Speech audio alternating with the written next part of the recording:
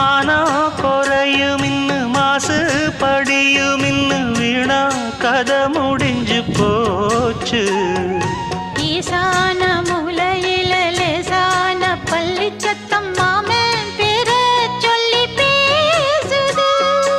ஆறாத சோகந்தன்ன தீராம சேர்த்து வச்சு ஊரும் சேர்ந்து என்ன ஏசுது.